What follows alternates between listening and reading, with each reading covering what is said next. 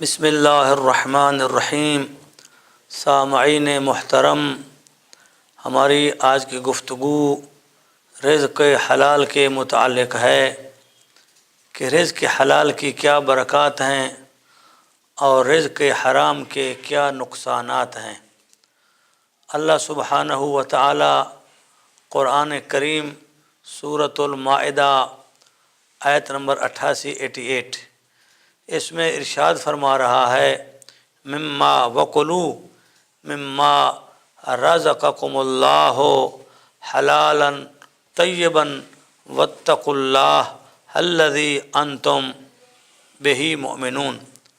رزق حلال کے متعلق اللہ سبحانہ و تعالی ارشاد فرما رہا ہے، اے صاحبان ایمان، یعنی اگر تم مومن ہو تو اللہ سبحانہ و تعالی کے عطا کردہ رزق سے جو اس نے آپ کے لیے حلال قرار دیا ہے، طیب قرار دیا ہے، یعنی پاکیزہ قرار دیا ہے، اسی رزق سے کھاؤ اگر تم مومن ہو۔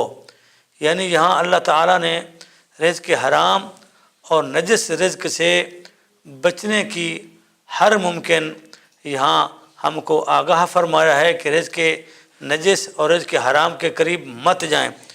اسی ضمن میں سرکار دو عالم پاک پیغمبر صلی اللہ علیہ وآلہ وسلم نے ارشاد فرمایا، من احب ان یستجاب دعاءہ فلیطیب مطعمہ و مکسبہ۔